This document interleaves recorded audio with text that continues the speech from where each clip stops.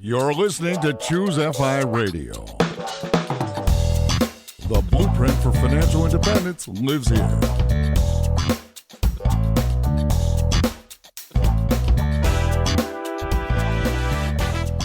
If you're looking to unlock the secrets to financial independence and early retirement, you're in the right place. Stay tuned and join a community of like-minded people who are getting off the hamster wheel and taking control of their lives in the pursuit of financial independence. Choose FI, your home for financial independence online.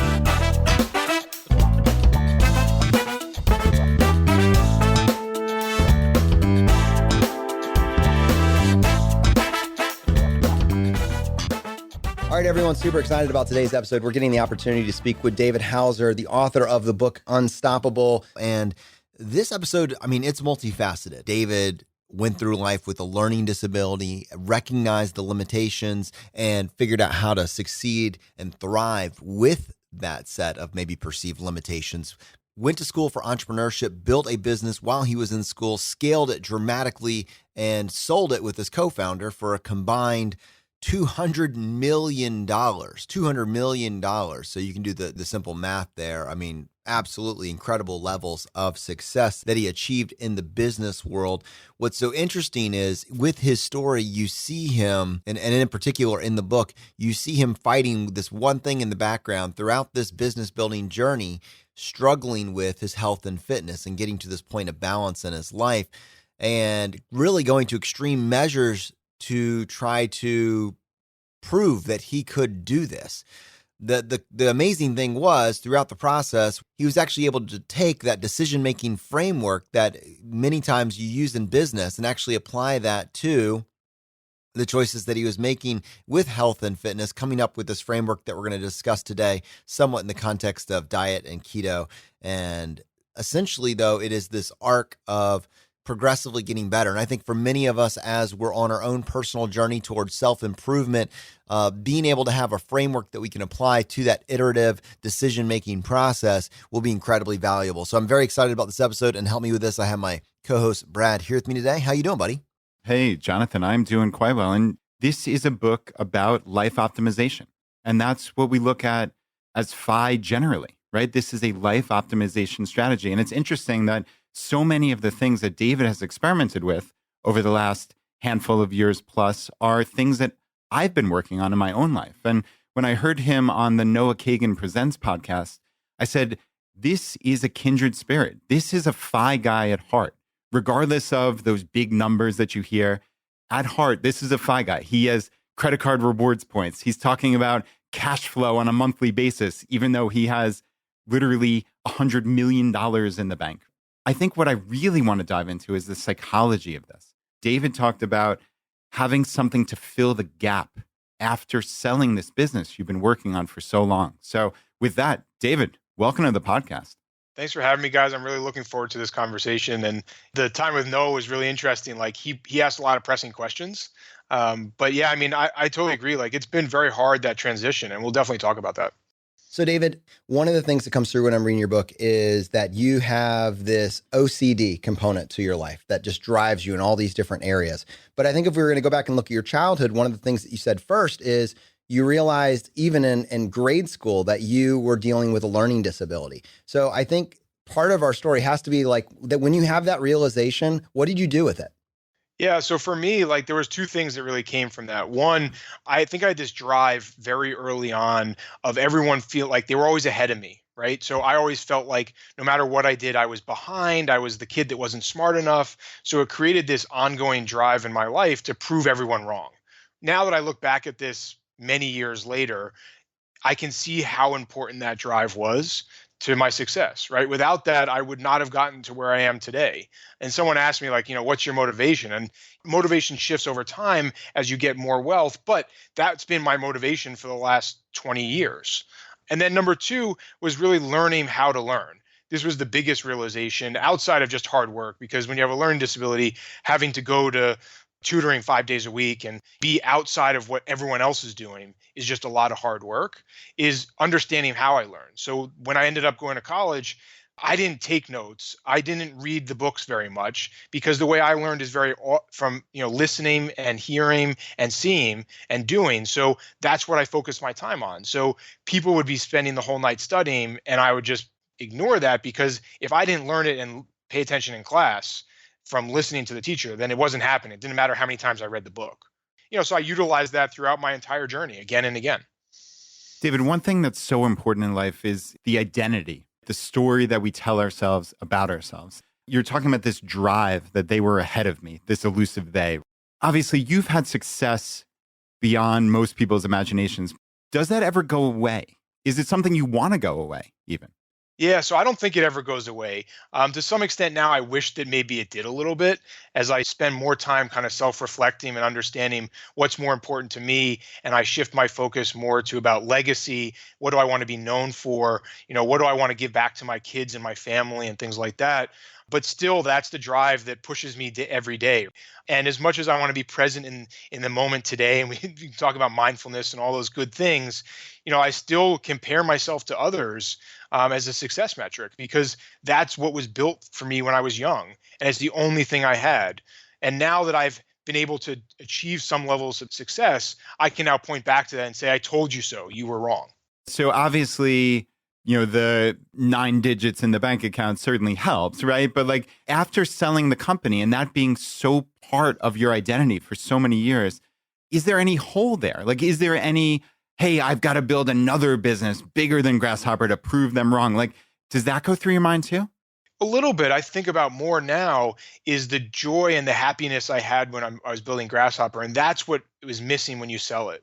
And how proud I was when we had 45 employees and we were building something great with them. And it wasn't the number 45, but it was the impact we had on lives and the things that we were doing to support them. And that type of joy and happiness you just don't get if you're not building a company. So I think that part is missing.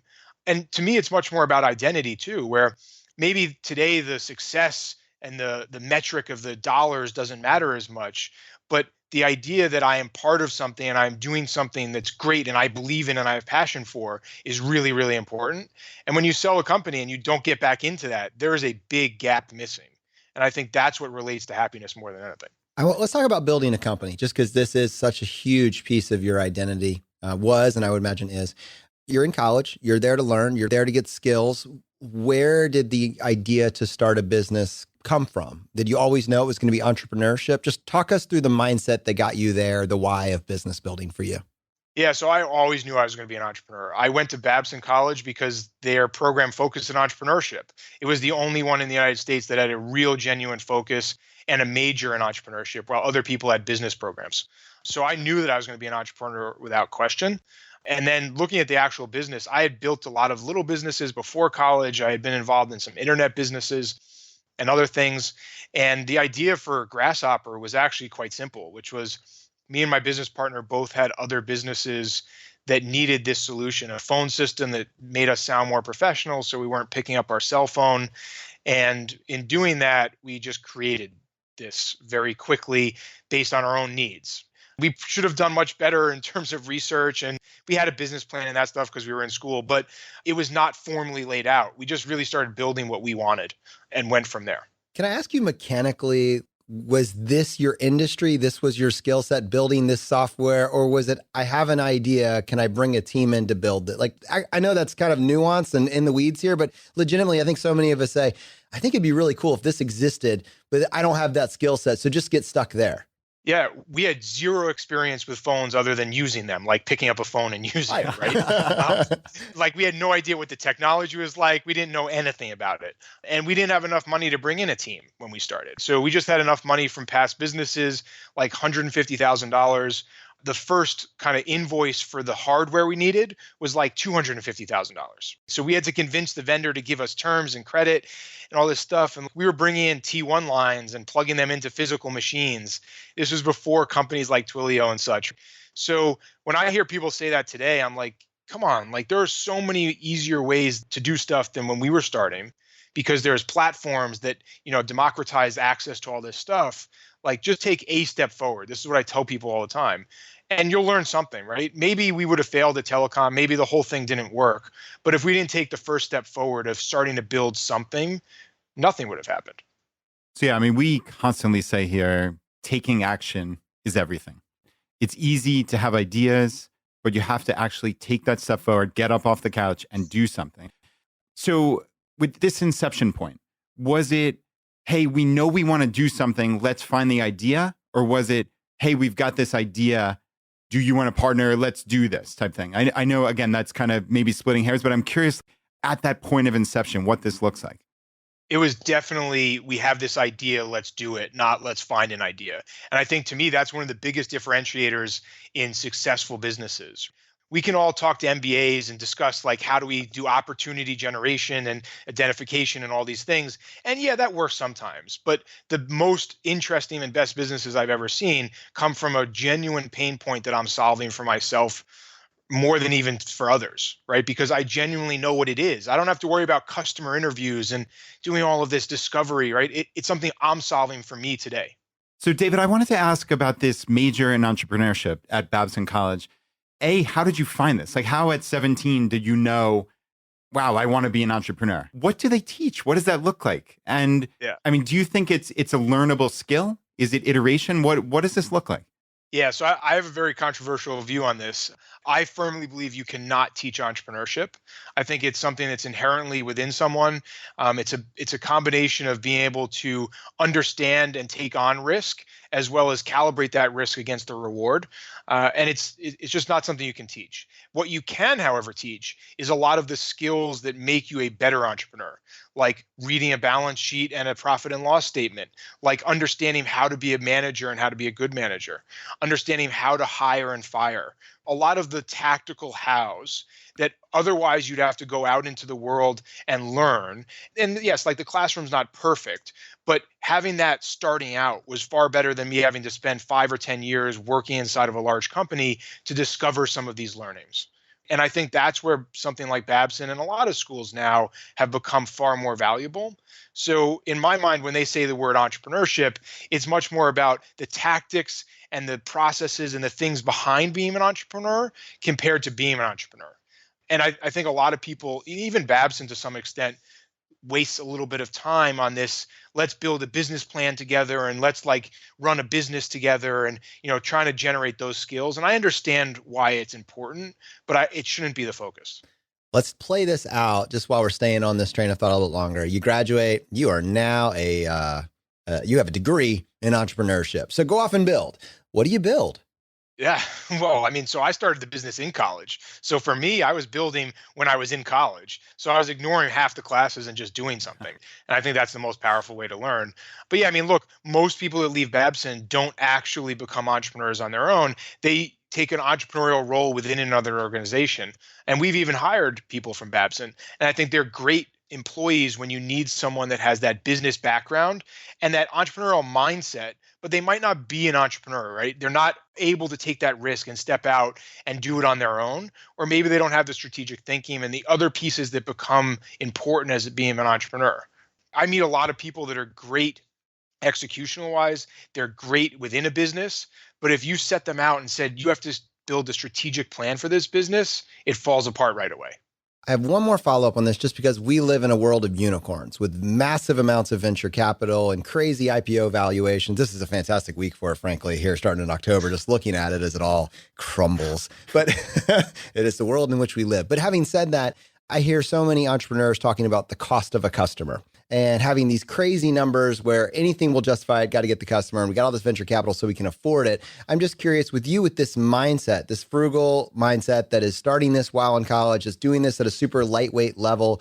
What's your perspective on, like, if you're going to do it now? Does it take VC? Does it take significant funding? How do you interact with a startup business with relatively lean cost out the gate? Yeah, so we were 100% bootstrapped. So I believe in this fully. There is zero reason to take on venture capital today, except in very limited circumstances in double-sided marketplaces and things that really require first mover advantage. But there's so few of them that it's crazy. I think the problem is we live in this world of the media telling us that the most successful people have taken money, so everyone has to take money. And then you're on this ongoing train. So I tell entrepreneurs all the time, and this is a difficult position because I also make investments, they should not take investment. They should go as long as possible taking zero money, building a profitable business with positive unit economics. And the beauty of not taking money is you can't have messed up unit economics like all of these IPOs we've seen where they're just losing money. When it's your money, it just doesn't happen. So there's no like having to tell someone that. And I think that the celebration that we see around these unicorns is tremendously negative for the entire entrepreneurial community. And I wish there was more focus on the companies that not only bootstrap, but take a long time to be successful. We sold Grasshopper 12 years into the business. Were you and your partner on the same page with that growth strategy from the very outset? Yeah, so me and my business partner were very aligned on this. We just wanted to build something great that we loved being at. Like that was our goal. We had no exit plan. We had no desire to sell the business. Even when we did sell it, it was after a year and a half of saying no, no, no, no. And our goal was very specific. Like we want to be at a company that we love being at and we're proud of. So, David, you talked in this prior interview that I heard you on about this, quote, frugality problem that I have. And I laughed out loud when I heard that. Sold a business for $100 million, frugality problem. Yeah, frugality problem. But I get it. I mean, I think a lot of us, we have our mindset and it's hard to break that. You know, obviously you see positives of it in your life, I suspect, by building this company that was high margin, high profits, you know, all the smart way, in my estimation as well, to build a business. So there are clearly positives of it, but you wouldn't refer to it as a frugality problem if there wasn't a dark side. So I'd love to hear you kind of talk through how you've grappled with this. Yeah, so I think it's a problem that externally people have always pointed out, calling me cheap or whatever. I really think it comes down to a very specific mindset, which is when you look at a budget, there's one group of people that believe you should increase the amount of money coming in and that solves the problem. And there's another group of people that believe you should lower the expenses. Right. And obviously the right answer is somewhere in the middle, right? Like we do increase revenue and we do decrease expenses. However, I am much more on the side of decreasing expenses, especially when it comes to personal. So in the business, I'll happily spend tremendous amounts of money testing and discovering and failing and doing all sorts of things. Like we lost $1 million trying to build some businesses within Grasshopper. So I had no fear of losing money there. But at home in my personal life, I will happily cut expenses as far as possible. And I think when I start to describe it as a problem is when I spend more time than it's worth to reduce the expense. So take example like the internet bill at home. Yeah, I can reduce it by $30 a month. It probably takes me about an hour of work. Is it really worth me doing that? I don't know. I enjoy doing it, so I do it anyway. And I'm not going to not do it. But is it really the right reward for that amount of time spent on it? Maybe not. So I think that's where the problem starts to come. Did you find that, I guess, your spending in the business, did that help your mindset to help kind of moderate at all your irrationally frugal side in your personal life? I know personally, I've found that it has. You know, we have equipment here for Choosify that Jonathan loves to spend on, and I see the value in it. I think for the first time, like, I really genuinely see value in purchasing things. And I think it's helped me kind of loosen up a little bit, you know, from maybe being over that line, whatever that line is to you. But, you know, to me, I was slightly over the line of irrationally frugal. And I don't see that about myself anymore. I'm curious, have you seen any evolution on your side? Yeah, I mean, I think within the business, it helped me see a much more direct line to the benefit compared to personal. Like in the business, it was much more direct. Spend this, get that, right? And obviously you can do that in marketing, but then as you start to invest in things, you can see that direct response from one to the other. Where in my personal life, it's a little bit harder to do that. So yeah, I mean, I think it helps. I don't think it changed my mindset because still within the business, every quarter, even at the size before we sold the business, I would go through line item by line item, every credit card charge. And people get annoyed every time. David's at it again and he's asking what this is for. But in reality, like that's also when you discover you have 7 subscriptions to Basecamp when you need one. And like at scale, those things start to add up. But yeah, I think people got annoyed with me over time as I continue to do that, but it never stopped, even in the business. Brad, I don't want you to stop, man. You're great. Jonathan is laughing to himself here because that is exactly what I do. You know what? I respect what he does, though. I've never held it against you. Can I just say that for the record? All right. Hey, I want to pivot here just a little bit, just because these pain points, your frugal problem, quote unquote, are very reminiscent. That pattern showed up in other areas of your life. This book that you wrote, Unstoppable, 4 Steps to Transform Your Life, is largely dedicated to your maniacal driven desire to just be able to feel balanced with regards to your health and fitness.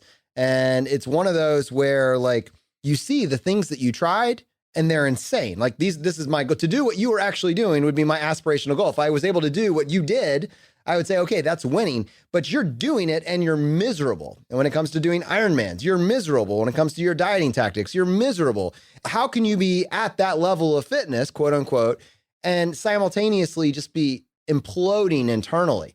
And so it looks to me like you wrote this book almost as a process of journaling, or maybe retroactively journaling this experience. And I'm curious, like, if you were to go back, tell our audience what is going on behind the scenes. Yes, your business is crushing it, but going on behind the scenes psychologically with your mindset with regards to your health and fitness, where are you on this journey?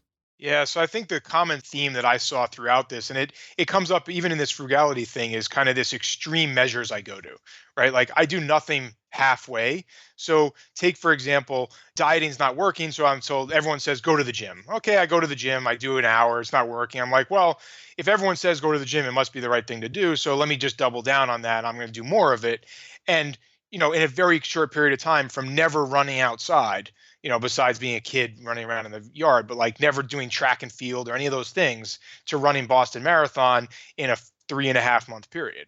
The same with Ironman and triathlon. Like I hadn't ridden a road bike in my life. I had ridden like mountain bikes around town and stuff at the beach or whatever, to riding 7 to 10-hour rides. And I think that appears again and again in my journey, even to the extreme. Now I practice yoga 6 to 7 days a week, but that happened kind of on the same trajectory of 0, doing none of it, to doing it 6 days a week, doing a 200-hour teacher training in the first 6 months. That can be positive and negative in a number of ways. For me, I've seen a lot of positive results only when I direct it towards positive things. Right. And I could easily direct that same extreme viewpoint and kind of going way overboard to the wrong things. And what's worked for me is directing it to the right things. Yeah, to me, what jumped out was kind of split testing, A/B testing, looking for not just the general, oh, this is how everybody does it, so therefore it has to be good, right? You said, quote, my new assumption was that no set of dietary guidelines or nutritional framework I'd followed in the past was correct. And you just wanted to experiment. And I think that's incredibly laudable, because so many people, I know my own parents get stuck in this. They followed the nutritional guidelines for 30 years, and yet nothing's getting better, probably quite the contrary, but they're not iterating. And I think a lot of people get caught in that. Like, if you're not seeing results, even by doing, quote unquote, the right thing, it might be time to shift a little bit. And so many of us think, well, we're doing something wrong. Like I'm the problem. And I think that comes through in your book. Initially, it was all self-blame. Oh, it's me. I'm not doing it right. This is what the standards say. I'm not doing it right. But what's cool, to your point, is you iterated out of that. Yeah, I mean, look, like this is the rut that most people get stuck in, which is either I'm not doing enough or I'm doing too much in terms of eating. Like I'm not doing enough exercise, or I'm eating too much, right? Or I'm eating the wrong things. And it's all about personal blame, where really what it to me became is what we are being told could be wrong. That's the key. Maybe it's right, maybe it's wrong, I don't know. But until I opened my mind and said there is a possibility that it could be wrong, I wasn't even willing to test other things. Once I was willing to test other things, I quickly discovered, for me, those were wrong. And I think the difficulty with this book even is I could sell far more books if I came up with like just eat broccoli and do nothing else, right? Like very extreme, kind of kitschy and easy, right? However, the truth is not that. The truth is you need to find what works for you from a diet perspective, an exercise perspective. And for me, yeah, high fat, relatively ketogenic diet works tremendously well for me. Do I say that works for everyone? No, absolutely not. Someone else, a totally vegan diet may work for them. For me, it didn't. But if I hadn't opened my mind to saying maybe there's a different way than what I've been told, I wouldn't have tried either of those.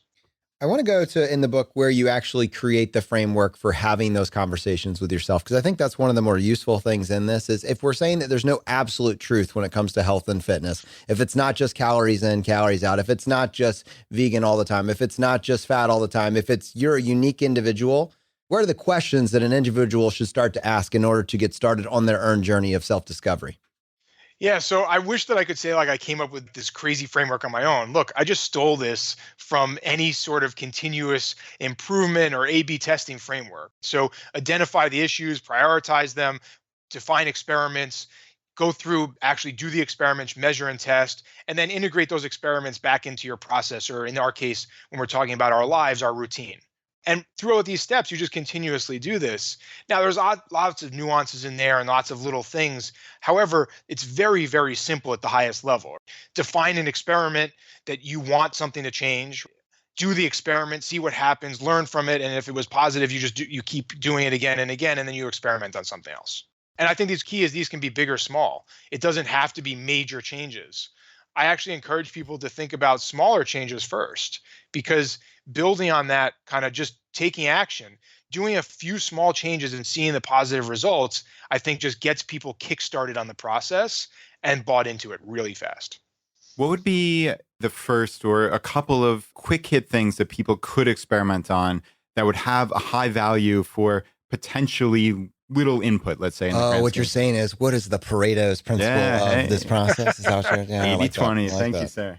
Yeah, so let's talk about sleep first. Just going to bed earlier, right? So go to sleep between 9:30, maybe 10 o'clock at the latest. Wake up naturally early when the sun rises. Just kind of happens when you go to bed early. Don't eat within 3 hours of bed, right? Like all very small changes have very little impact on anyone else in your life, have tremendous positive benefits. On the other extreme of things, I'd say deleting social media from your phone, getting rid of news, especially television news. I think it's toxic. Those types of changes I think can have tremendous benefits. And we can kind of go through a diet, the most easy thing, just stop eating sugar. I mean, like it's so simple. We can talk about lots of stuff and there's lots of extreme measures to take, but just don't eat sugar and refined sugars. I love it. All right. So let's take how you applied this framework. What did this experimentation process look like for you? You're at Grasshopper, you're working out all the time because you feel this, all right, I need to be working out more. I'm the problem. I need to be eating less, or I'm the problem. Or now you're working out because you can eat. Like, how did this actually play out as you were going through this process with your own health and fitness? Yeah, so it went kind of through this big arc, which was followed all of the guidelines to extremes, right? Cut out all red meat, ate a super low fat diet, exercised 30 plus hours a week easily, if not more. And I remember the moment very specifically being at an Ironman, putting on the spandex shorts, getting ready for the race. And I'm like, why do I have fat hanging over these spandex shorts? This is not right. I've done everything possible to an absolute extreme and it's not working. And that's when everything changed. And I started saying, now I'm going to take this A/B testing framework from the business and apply it to myself. And I started with the most simple thing, which was diet. And I just started testing every diet because diet's acceptable to test, right? Like if you tell people I'm testing with sleep, they're like, that's really weird. What's wrong with you, right? If you tell people I'm doing a new diet, they're like, oh, that's cool. Which one? So I just started there and I tested all sorts of things across the board. I probably tested 15 or 20 different things. And again, the turning point was saying, I want to find something so extreme that people question it to see if that will work. And that's how I ended up with trying vegan and keto, like the most extreme things, right? Yeah, that's interesting. So did you go in with any preconceived notions, or would that kind of screw up the test in essence? Did you do research to have some sense of here are some options, or was it just here are 15 different diets, let's do each for 3 months and let's rock and roll? I mean, I think when I got towards the end, when I was looking for the most extremes, I spent more time researching than otherwise compared to the beginning. And especially when I started looking at a keto diet, because lots of people raise a lot of concerns about it. I actually don't believe any of those concerns are valid, but that's for each person to decide. And yes, there is a difficulty, and I did go in thinking that a keto diet would work because based on the data and other people's experiences, it seemed to be the right direction. But the data doesn't lie. The Wi-Fi scale that I get on doesn't lie. I could fake it and tell myself, oh, yeah, it worked, but you can't do that to yourself. I think also just having some connection between the food you put in your mouth and how you feel. So many people miss that. I've determined, and I'm ashamed to say, especially in light of this conversation, though hopefully this will make me change in a positive way. Like, I am 100% sure I have some food allergies because I have an issue. I feel inflammation after certain foods. I feel like my throat is a little bit closed up for a couple hours. It's nothing that's terrible enough that has forced me to make any significant changes. But I'm like, you know what? A smarter person would probably experiment here. And it's kind of cool, actually, to know that, I mean, maybe that's the larger thought of this is so many of us just go through life and we just sleepwalk. I love this concept of testing just to challenge assumptions that you might not even know there's something wrong. I think what I found too is that we get worse and worse, but very small amounts, right? So each day it's a little bit worse. So we're like, it's not as bad. It's almost the same as yesterday. But if we think back to 15 years ago, we're like, oh my God, like what happened? I can't sit down easily on a chair. Like that doesn't happen overnight. It happens little by little, right? And I think food is the same way where most of us go through life assuming that being bloated and having gas and stomach upset and all of these things is just normal and it should happen. Well, it shouldn't. And being lethargic after a meal shouldn't happen. The body is not made that way. However, over 15, 20, 30, 50 years, we've been conditioned that that's okay. There's two questions that I kind of want to set you up just to kind of hear your thoughts on this now. One is weeding out correlation versus causation with what you're doing here.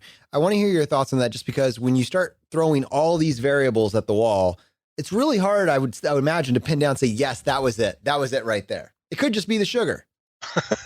Absolutely. And I struggle with this on an ongoing basis, right? Because being me, like I want to speed up and go faster and faster. And I'm like, I want a new pillow and a new mattress at the same time and the cooling thing and the heavy blanket. And the way I justify this is I step back and say, look, if I believe that I'm making multiple positive changes, that I'm okay keeping all of them, I'll do them at the same time. So if knowing that I'm going to replace my mattress anyway and my pillow, I'll do both of them. And then I'll decide which one might have had a more impact. But yeah, it's very difficult. And this is why this process is not perfect, because it's all about personal experience, right? I can look at and read a study. And honestly, the study doesn't really matter that much unless it says like I have a high risk of dying based on doing this, right? Like that's clearly something you would not do. However, outside of that, I want to know how my body feels, how I respond to it, and what happens on a day-to-day basis. So kind of keeping track of that is important. But yeah, you're never going to fix this. Like you can't isolate everything. The other thing I wanted to ask about, and I actually just comment on that I noticed, was the verbiage mindfulness, intentionality, and kind of contrasting that with grazing. And I think you use this language, which is replicated in my own life. I don't know why, but I treat eating a meal like a competition. No one else is around me. I'm not going to look up until it's over. I'm probably not going to breathe until it's over. Who am I racing? I'm not sure, but I never take the time to analyze the texture or the taste of my food. I just reflexively comment after it's done. And I feel like one of the things that you, as a part of maybe the yoga, as a part of the journaling process, as a part of all the different variables, one of the things you latched onto was, am I actually being mindful when it comes to my actual meal? And I'm curious to hear your thoughts on that, and also if you've been able to maintain that. Yeah, I struggle with this on an ongoing basis because I am the guy that eats just as fast as you. Trust me. We could have meals together. It would be entertaining to watch or not watch, Oh my goodness. The restaurants love it because they can turn a table really fast, yes. Right? And my mom always joked with me about it, but I still struggle with this. And for me, the biggest change, well, there's two of them really. One is I try not to eat at my desk anymore because that was just a bad habit of absolutely taking away all concentration and eating at my desk while doing something else. So now I try to at least step away and not do that. That's been one thing that's helpful. The other thing, it sounds ridiculous. However, it is probably the most helpful thing, is I shifted from using a microwave to using a steam oven to reheat my meals because all my lunches and a lot of my dinners I kind of pre-prep. The difference is in the microwave, it takes 1 minute and 30 seconds and it pretty much kills all the nutrients, and we can talk about why that's not good or whatever. But the steam oven takes 20 minutes. and it just slows everything down. I have a chance to detach from the work. I have a chance to think about, okay, this is the food I'm going to eat. It makes me slow down before I even start the meal.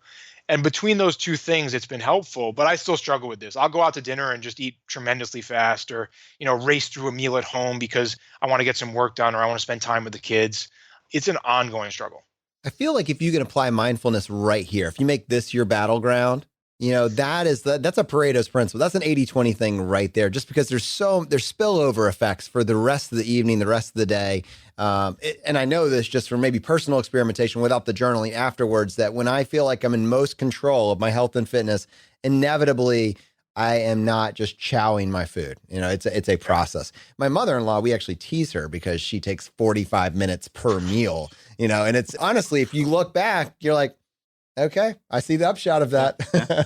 Nice conversation. You can actually talk during a meal. Who would guess? And you might actually taste the food and remember what it was and enjoy it. And ultimately, you eat less, right? Because your body knows that it's full. And there's all sorts of things that there's a sensation of being full. I could never imagine. David, I've got a couple quotes here that really stuck out to me. Indulge me here to let me read both of them. Your message, as you said, is to enjoy life. Don't be dogmatic. Don't be unreasonable. Just enjoy every day, make common sense decisions, and don't be the jerk in the room that needs to have a special meal or a special dish. And then a couple pages later, you said, and remember, control doesn't mean restriction. Control is the freedom from frustration.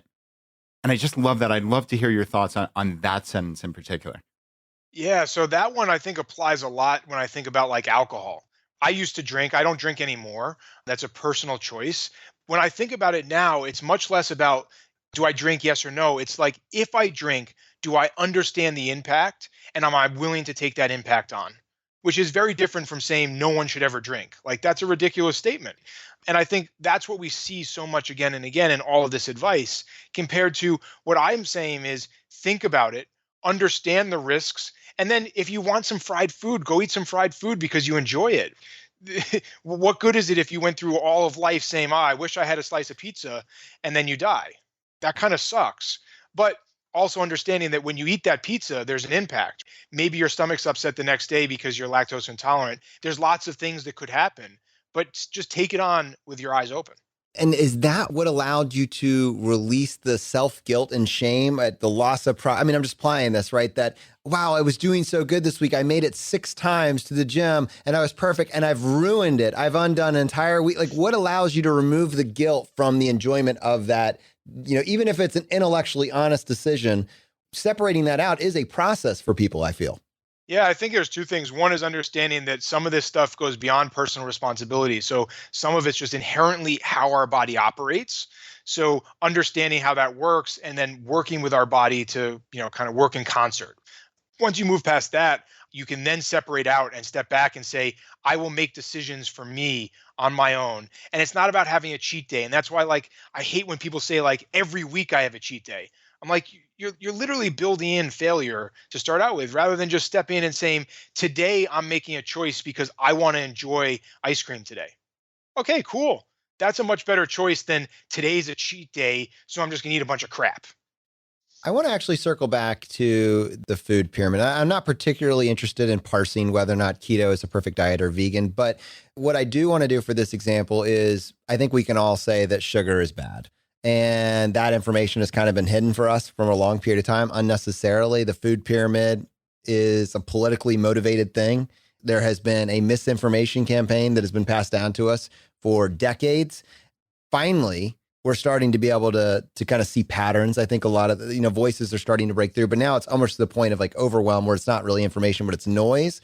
So I'm curious, in your mind, as a form of self-experimentation, when you take that original basis, which is, hey, and Brad's parents, I'm going to follow the food pyramid to the T. And then 20 or 30 years later, you look back and you're like, well, golly, what happened, right?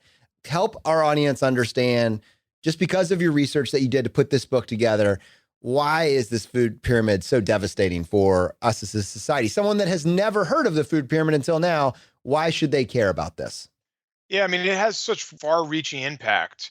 Yeah, I think for me, it's about two things. One is saying, like, look, it could be wrong because we've seen the results. And we can argue about if it's right or wrong. And like you said, if this is the right diet or the wrong diet.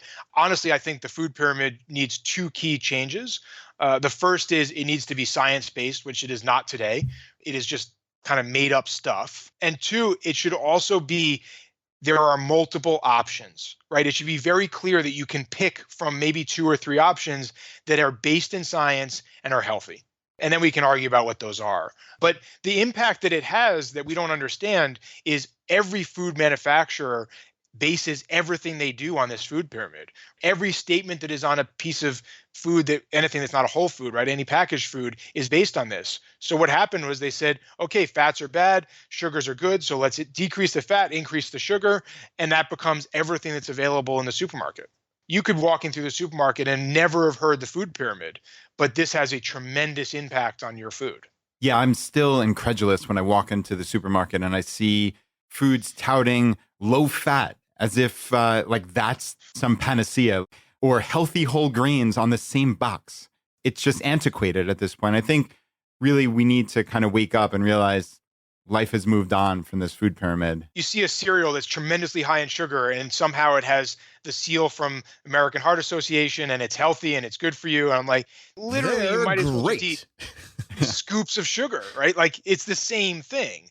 And so, I wish that we would see change in that, and it's starting. But this is a big fight in our house because the kids love the food and the snacks they see on television, and that's what's available in the store.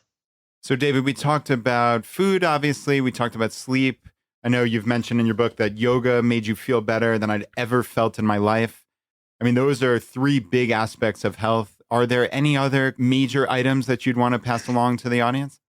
Yeah, I mean, I think the other big area is supplementation.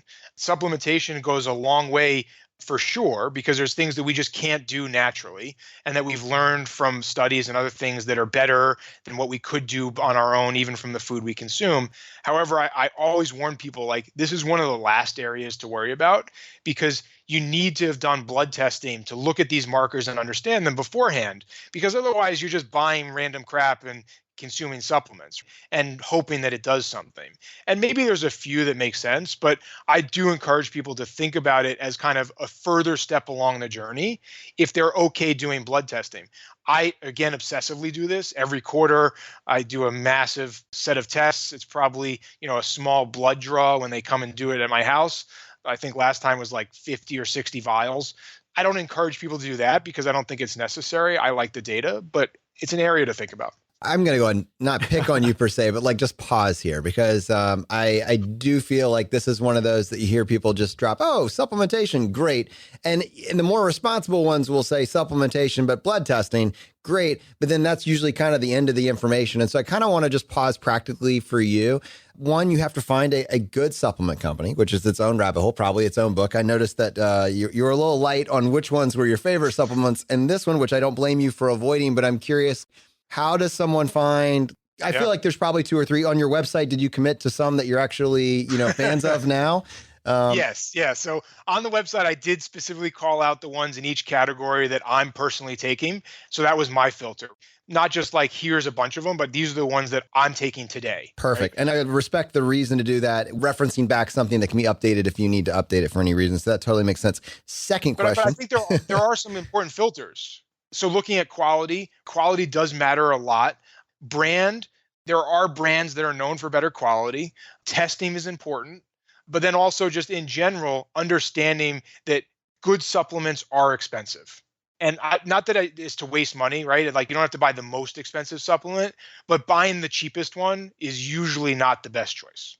I feel like you put a lot of emphasis on really less than 5 supplements, which is kind of refreshing that it wasn't 20, wasn't 30. I mean, it's still like more than one multivitamin, but it was like 5 or so. So I'm curious, which ones did you land on that for you noticed the benefit? So I'll tell you what I'm taking today, and most importantly, what I continue to take, because I've tested over time. So I take a D3 vitamin every day. I take 2 salt pills, which are electrolyte. That's the only supplement I take that's mixed, meaning it's not just one thing. And I'm very careful about that. I don't like multivitamins at all because of what you referenced earlier. Like, I have no idea what's working. And also, if I want to tweak something in my blood, I can't if it's in a multivitamin. So D3, a salt supplement, magnesium included, some sort of fish oil. I take a super high dose of omega-3 fish oil. There's a link on the website for the brand I use today. Then B12, but usually in a B complex because it's a little bit easier. So right now I'm taking a B complex. I used to take a B12 and a B6 and whatever separately. Those are the core ones. Then at nighttime, I take two magnesium pills for helping with sleep.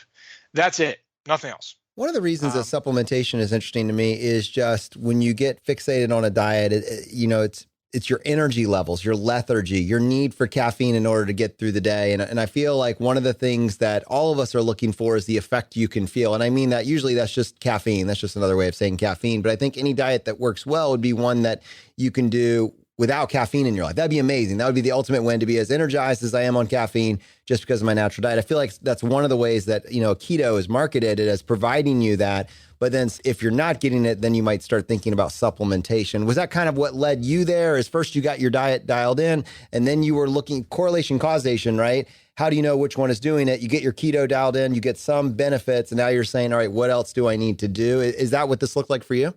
Yeah, so I actually don't drink anything with caffeine. No soda, no coffee, no tea. Never have. So it's not like I cut it out. I just don't drink it.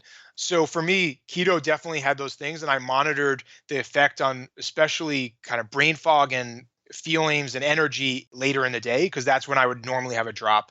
It definitely helped with that. However, I would also get sick quite often. Not the keto flu, totally separate. Like before eating keto, I would just get sick. So that's when I started looking at more and more supplementation and saying, what are the things in my blood that may not be optimal? And the easiest ones that came out are D3 and B12. Those have the most effect on feeling, energy, health, even testosterone and sexual function, and those things are all related back to these kind of core nutrients, maybe even magnesium too. But D3 is very interesting when you actually look at the data. For example, I wanted to increase my testosterone levels, and I stacked up a lot of D3, 2 pills in the evening, 1 in the morning, and just naturally increased my testosterone based on that, because D3 is a precursor to testosterone. So there's a lot of things you can do when you start looking at the blood. But if you haven't looked at the blood, then it's kind of a waste of time. I was just going to say to our audience, please don't do this if you're not supplementing and doing this under medical supervision or having a doctor that's checking on you. That's one thing I love about what you're saying is this doesn't make sense to even try this if you're not getting your blood test. If you're already in range for D3, there's no point in becoming toxic. You can become toxic with any of these supplements. And so that's kind of where I wanted to go with this is, what does reasonable levels of testing actually look like for you? So you have a baseline, and then you make changes based on this, where you don't have access to unlimited resources. You don't have access to testing on demand. You can't break the bank on this. This is not, in the 80-20, we're moving outside of that and we're looking more in the what else can I do space now. What is a reasonable amount of time to evaluate the results of this blood test? And what do you imagine that it would cost? Yeah, so 6 months to a year, I think, is a reasonable interval for most people to do blood testing after a baseline. Now, what's really interesting and nice now is you can do like a D3 only test for like 15 or $20. So if you're targeting just that, you could increase frequency a little bit until you kind of get it to where you want and you know how many pills and you kind of get to that level you want. So I think that's a nice option. But end of the day, like if you want to do a full panel like I do, you're talking probably $500 to $750 if you don't have it covered through, a medical plan or organization. I actually use Parsley Health, and they cover a lot of this testing, which is really nice, and have some nice resources and great doctors as well, but they do cover the testing. So yeah, I mean, look, what I do is not reasonable, period. And everyone around me tells me that. But for most people, 6 months to a year, you have no problems. So David, I feel like throughout the process, you're working out 7 days a week. You're pushing yourself to these extremes. You're about to do this Ironman. And I mean, objectively, in terms of what you can accomplish, doing a Boston Marathon, doing an Ironman, I mean, you are already at peak fitness by so many metrics, but you're basically saying that one, you feel like your knees are about to give out at any time. Your joints are killing you. You look down and you feel fat. You just have this sense of self-loathing and shame about this, despite all the effort that you're doing now.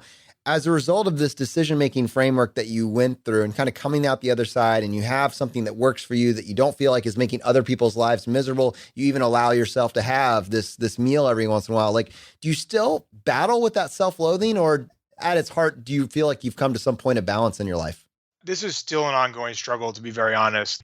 I still identify and say like I'm fat, right? Like I've lost 35 pounds.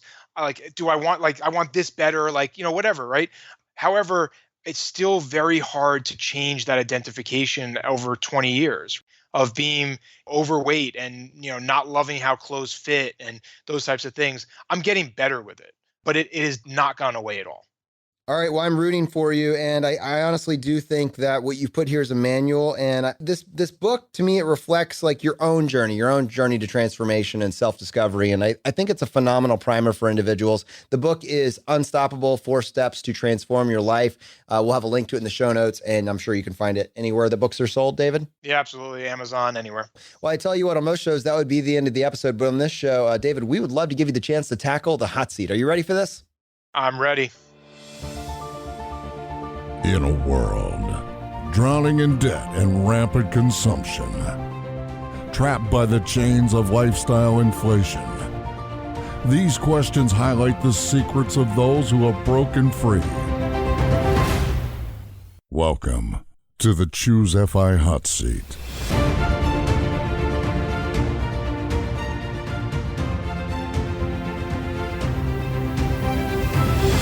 All right, David, question number 1. What is your favorite blog or podcast or book of all time?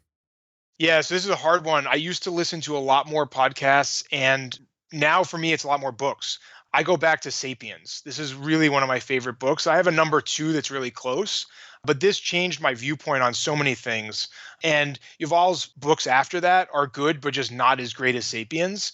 And this is one that, like, when someone says, like, what book do I have to read? Sapiens. All right. Wow. So you're leaving me hanging. What's the number 2 that's close? The Evolution of Everything by Matt Ridley. And this is very close with Steve Pinkerton's latest book, Enlightenment Now. It's just a very positive view on how life advances and how today is just, we are so much better than we were before, even though all we hear about is the negative, right? Like everything's falling apart and the world's horrible. Yeah, I've got one that I read recently called Factfulness, which is actually very similar to that. If you haven't read that, I'd highly recommend it. I'll put it on my list for sure. All right. Question number 2, David, an inflection point in your life that was especially memorable or meaningful. Yeah, so this one I had to think about quite a lot. The most meaningful one recently I talk about in the book, actually, which is this change of how I did not feel hungry anymore. And this was just it seems so simple, right, at the base, but it was just meant so much more to me because throughout my whole life, I struggled with weight and diet and all of these different things. And it all came back to just feeling hungry. And then the guilt that comes from feeling hungry because I'm like, well, I shouldn't eat, maybe like going back and forth. So that time when I could walk down from my office and feel like, wow, I didn't eat lunch because I wasn't hungry and I just didn't think about it was just such a change. And I even call it a magical moment in the book because you go through 30 years of life and you then all of a sudden have something that's totally different. Wow. Yeah, that's brilliant. I think so many people look at diet and going on a diet as some willpower issue that you have to constantly win. But it sounds like you just came to this point where you'd figured out food that actually satisfied you. And that's a sea change, right? Yeah, it's just everything's different at that point. All right, David, question number 3, your favorite life hack. My favorite life hack. So this one, I have so many here, so I had to pick one. No, you can give us more than one if they're all good, but So I really love my squatty potty. So my filter to this was like my favorite life hack under $100, right? Because like we could talk about all sorts of crazy things, but I love my squatty potty and baby wipes. Like these are 2 things that like if you're not doing this, like you're a caveman at this point. Like I can't imagine. That would be one. But the other that kind of comes to mind right away, and unfortunately it's $200 instead of $100, is my steam oven. Available on Amazon. It's like made, I forget who it's made by. It's the only one available that's like a small one that sits on the counter. Changed the way I eat, changed like how, like even just enjoying food, because when you reheat it in the steam oven, it's just so much better. All right. Awesome, man. And question number 4, the biggest financial mistake that you've made. Oh, there's so many here. I would say after the success, because I think these are more interesting than prior to selling the company, because at this point, like I should be more advanced in my thought process. I have more money. So like it seems like that's when I should make better decisions. Investing in restaurants, food, and related types of things have been the biggest mistake, both from a capital standpoint, like losing money, but also from an emotional standpoint. And I think the draw to this is the most interesting part. The reason myself or most people invest in any types of these businesses is because people understand them, right? So I went through 12 years at Grasshopper being very successful, tremendously high profits, great employees, great growth. And someone asks me what I do, and they look at me with a blank face, like when I explain it, like they have no idea, they don't understand. Or when you say, oh, or I have a restaurant, they're like, oh my God, I love food, right? So we have that in common. Yeah, it's like easy identifiable and like there's something to talk about. So I think there's this just direct connection, and that's why people do it. But yeah, I've not a good investment. All right, question number 5, the advice you would give your younger self. Yeah, the advice I give my younger self was really make sure you go out there and do something. Just do one step forward again and again and again. I learned that later on in life, but I wish I had learned that earlier. And I think I saw the inkling of it, right? There was pieces of it, but I didn't understand it. And if it had been crystallized in my mind, I think that would have been helpful. All right, now we do have a bonus question for you, which you've kind of halfway answered, but we'll give you another shot at it. What purchase have you made over the past 12 months that has added the most value to your life? Please do not say the Squatty Potty. Give me something else, please. I purchased that more than 12 months ago, so that's an automatic disqualifier. Something I've purchased over the last 12 months, this would definitely be my Hauser, which is made by Chili Pad. Just love the product. This is a cooling pad that goes on the mattress. I've tried the built-in ones and everything, but if you're talking about the most impact for sleep and getting deeper sleep and better sleep, this has had more impact than anything else I've tested. It's not exactly cheap. We're talking about like $600, $700. I do have a discount code on my website, but there it is. I love it, and I can't imagine another product that would come close to that in the last 12 months. Awesome. So Hauser. Yeah, how do you spell that? Right? Ooler. And I fight with this company all the time since when you Google it, it doesn't come up. Wow, come on. Like we could solve this. We could Somebody else took it. It's annoying. It's like, come on, guys. So it's made by Chili Pad is the name of the company. Awesome. Okay. David, this has been a genuine pleasure. Thank you so much for joining us on the show today. Thanks for having me, guys. This has been a lot of fun. Brad, I love this episode. I love that he was honestly vulnerable with us about what he struggles with. I know that, his mindset and the way that he reflected that in this book is something that it resonated with me. I don't know if it's something that you ever just crush. I think I asked him that last question, kind of hoping he was telling me I totally destroyed it, totally beaten. But the fact that he was willing to be honest and say, I'm in a better place, but it's still part of my identity. This book is honest. And I think the fact that someone tells you, like, I'm not perfect, but this is my process that I've gone through and it's been helpful for me and I hope it'll be helpful for you.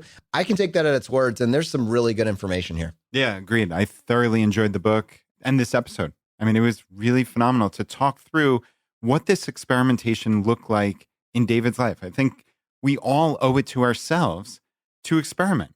You have these massive areas of health and wellness and finances, everything that theoretically you can get a little bit better, right? We talk all the time, aggregation of marginal gains, right? I mean, you can look at every aspect of sleep, and this doesn't mean go crazy, be a crazy person and spend all your life micro optimizing, but there are some little things that you can do that would make your life easier. Get a better pillow, blackout curtains, I need to get your link for the blackout curtains. Yeah, blackout curtains are amazing. You've got that one solved. Oh man, yeah, no lights coming into my room, that's for sure. But it's cool. You figure these little things out as you go along. There's no grand plan, at least how I look at it. I think it makes it more interesting and more fun. Is look at life as an experiment and just try to be a little bit better tomorrow and most, if not all, of the tomorrows thereafter. Absolutely. All right. If you got value from today's episode, just take 1 second and press the subscribe button on the platform you're listening to this on. Just lets the providers know you're getting value from the show and you want to be here when we produce additional content. If you want to support us and what we're doing here at ChooseFI, here are 4 easy ways.